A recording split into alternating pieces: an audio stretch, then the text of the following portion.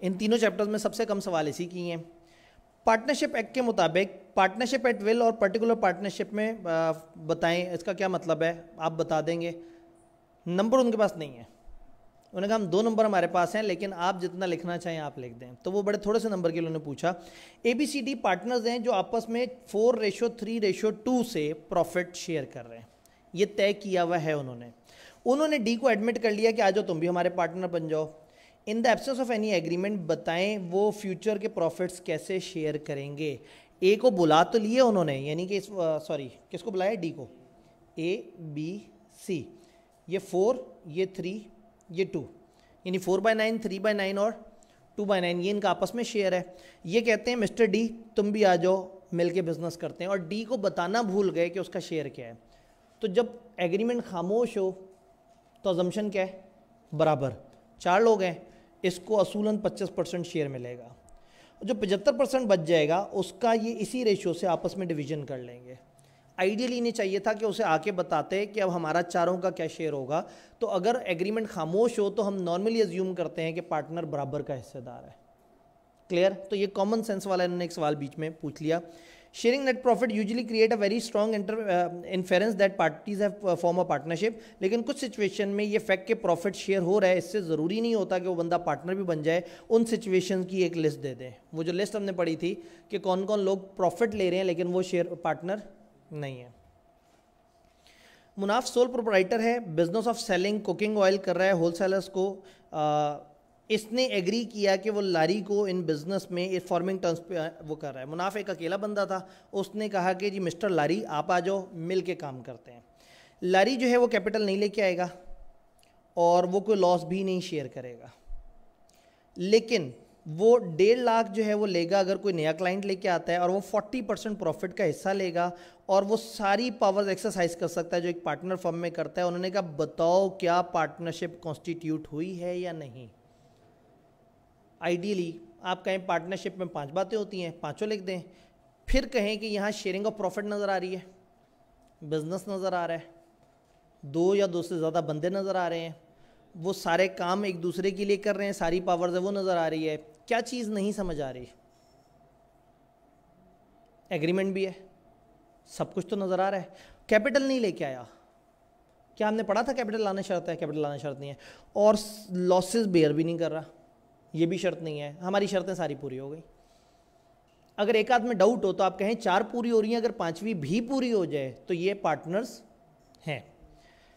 Sharing of profit एक prima fisheye, prima fisheye कहते हैं एक बड़ा वाजे मोहकम सामने से आया एक एविडेंस है, इसको कहते हैं जो फ्रॉम द फेस नज़र आ रहा है। शेयरिंग ऑफ प्रॉफिट एक एविडेंस है लेकिन कंक्लूसिव टेस्ट ऑफ पार्टनरशिप नहीं है। पार्टनरशिप के मुताबिक वो सर्कमस्टांसेस बताएं जिसमें कोई भी बंदा शेयर ऑफ प्रॉफिट लेता है वो अपने आप को पार्टनर नहीं कह सकता। पहले 5 नंबर का पूछा था, अब 3 नंबर का पूछ लिया, मर्जी उनकी, जितने नंबर थे उस वक्त उनके पास उन्होंने आपको दे दिए।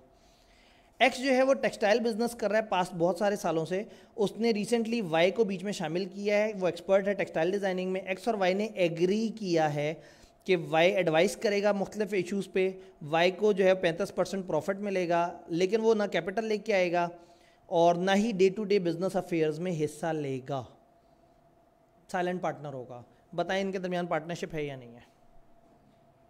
शर्तें देखते हैं। 2 बंदे हैं, एग्रीमेंट है, बिजनेस है, म्यूचुअल एजेंसी सवाल ने बताया कुछ उसके बारे में नहीं है। अब हम कह सकते हैं म्यूचुअल एजेंसी हमें समझ नहीं आ रहा, अगर है तो ठीक है। 5वीं चीज़ शेयरिंग ऑफ प्रॉफिट, वो भी नज़र आ रही है। तो सारी शर्तें पूरी हो रही हैं। ज़्यादा से ज़्यादा म्यूचुअल एजेंसी थोड़ा शायद समझ नहीं आ रहा, तो आप कहते हैं ये सारी शर्तें पूरी हो रही हैं, अगर म्यूचुअल एजेंसी भी पूरी हो रही हो तो ये पार्टनरशिप है। हो सकता है कोई 5 शर्तें पूरी हो गई, वो भी अपनी जगह सही है। तो अब यहाँ पे भी ना कैपिटल शर्त था और ना ही एक्टिव पार्टनर होना हमेशा शर्त था। इस सवाल से ये सवाल निकाला इन्होंने, पिछले पेज पे जो सवाल था ये वाला, इससे अगला सवाल निकाला। आप अगर गौर से देखिए तो वही आइडियाज़ बार बार रिपीट हो रहे हैं। तो पास पेपर्स ज़रूर कर लिया करें, देख लिया करें, इससे काफ़ी फ़ायदा हो जाता है। Sharing of profit is a prima facie evidence of partnership. List any 4 circumstances जिसमें एक नॉन पार्टनर बेनिफिट ले सकता है। इस दफ़ा 2 नंबर के लिए पूछा लेकिन कह दिया सब मत लिखना, 4 लिख देना। इससे पहले कि आप कहेंगे ये पता नहीं दोबारा रिपीट हुआ या नहीं हुआ, मैं एकदम से आगे आपको एक वो दिखा दूं। List the circumstances in which sharing of profit of partnership does not make a person partner. 4 number के लिए 4 दफ़ा सवाल, 11-12 साल में 4 दफ़ा सवाल। अब हो सकता है एक भाई बैठ के कैलकुलेट करे कि पहली दफ़ा आया था 2014 में, ऑटम 14 में, फिर अगली दफ़ा आया ऑटम 17 में, 14 और 17 3 साल बाद, फिर आया ऑटम 18 में 1 साल बाद आ गया, फिर आगे ऑटम 21 में कितने साल बाद, 3 साल बाद।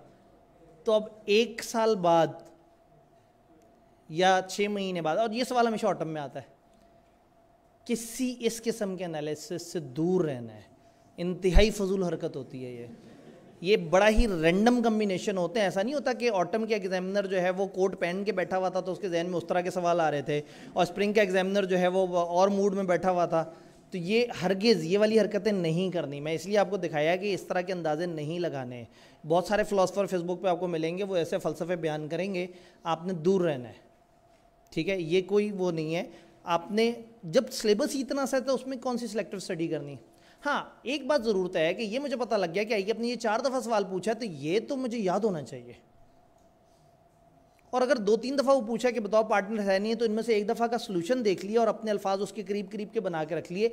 इतनी फनकारी की जा सकती है कि हम उन टॉपिक्स को थोड़ा बेहतर कर लें, बट सिर्फ उन्हीं टॉपिक्स को कर लेना ये कोई अच्छी बात नहीं है। या आप कहें कि अभी इस ऑटम 21 में आया है तो अब दोबारा पूर्णमासी की रात और जो है वो अमावस की रात इकट्ठे जो आएंगे तो वो तकरीबन 1.5 साल बाद आएंगे, तो अब ये सवाल आने के चांस जो है वो कम है। वो शनि और वो उसका पता नहीं क्या आपस में वो फेरा चल रहा है और वो सारा, तो ये दूर रहना इस तरह के कम्बिनेशन से। जल्दी से देखते हैं। आफ्ताब, रेहान और बाली पार्टनर्स हैं। ओए हो, इतना बड़ा सवाल। Partnership deed among other things provide करती है कि प्रॉफिट और लॉसेस वो इक्वली शेयर होंगे। फर्म बिजनेस कई साल से करती आ रही है। आफ्ताब, रेहान और बाली 3 पार्टनर है और तय क्या किया था, इक्वल शेयर करेंगे। कई साल तक चलते रहे। आफ्ताब हर दफ़ा 50% शेयर ले लेता था नेट प्रॉफिट में और रेहान और बाली हर दफ़ा 25-25% शेयर लेते थे। रेहान एंड बाली ने कभी ऑब्जेक्ट नहीं किया इस अरेंजमेंट पे। मुझे सोच के बताएं कि रेहान और बाली ने क्यों नहीं एतराज़ किया होगा इस पर। कभी काम नहीं करते होंगे, आते नहीं होंगे, वो अकेला गरीब मेहनत करता रहता होगा। तय तो किया था 1/3 जब तकसीम होती होगी प्रॉफिट की तो नज़रें झुकाई हुई होती होंगी। वो जितना देता होगा उस पर शुक्र करते होंगे कि हाँ ठीक है, शुक्र है ये हमें दे रहा है, इसने ये नहीं कह दिया कि मैं अकेला ही सारा काम कर रहा हूँ। भाई अगर इतने साल से उन्होंने कभी एतराज़ नहीं किया तो इसका मतलब है कि वो मानते थे कि इतना ही बनता है। फिर क्या हुआ, लेटर ऑन पार्टनर्स के कुछ डिफरेंसेस अराइज हुए, आपस में झगड़े हुए और रेहान और बाली ने केस कर दिया आफ्ताब पे कि हमारा शेयर ऑफ प्रॉफिट हमें मिलना चाहिए। पार्टनरशिप डीड तो कुछ और कहती थी, ये भाई साहब ने हमें कई साल कुछ कम प्रॉफिट दिया। बताएं पार्टनरशिप के मुताबिक ये डिफेंड हो सकेगा केस या नहीं। तो आप कहेंगे कि जी एग्रीमेंट एक्सप्रेस इम्प्लाइड दोनों तरह से होता है। कि एक्सप्रेस एग्रीमेंट था जिसमें बराबर शेयर था, लेकिन इतने अरसे से एक चीज़ चली आ रही थी और वो उसको एक्नॉलेज कर रहे थे, रेटिफाई कर रहे थे, कंफर्म कर रहे थे, तो समहाउ उन्होंने मान लिया था कि हमारा इतना बनता है। तो चाहे लिखा हुआ है लेकिन इन्होंने इम्प्लाइड तरीके से नई वाली बात ऑटोमेटिकली एज्यूम कर ली थी। तो अब चूंकि उन्होंने एतराज़ नहीं किया था उन दिनों, तो अब नहीं है। अब आज अगर एतराज़ करके ऑनवर्ड अगर कहना चाहें तो ठीक है, ऑनवर्ड नए वाले पे चल पड़े, लेकिन अभी तक उस अजम्पशन के मुताबिक चीज़ें चलती रहेंगी। Done. Respond to following independent scenario under partnership act. Muiz, Adeeb and Mumtaz. और ये वो चैप्टर है जिसके सबसे कम सवाल हैं, अगले चैप्टर्स में सवाल भी ज़्यादा हैं, तो मुझे लग रहा है कि बाकी चैप्टर्स बेचारे सवालों के बगैर हलाक करने पड़ेंगे।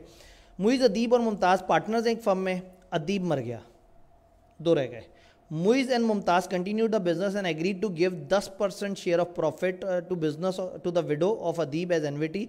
Discuss whether Adeeb widow would be deem to be partner in the firm. नहीं, सिर्फ प्रॉफिट का ऐसे मिलने से कोई पार्टनर नहीं बन जाता। तो ये 5वां सवाल भी नज़र आ गया।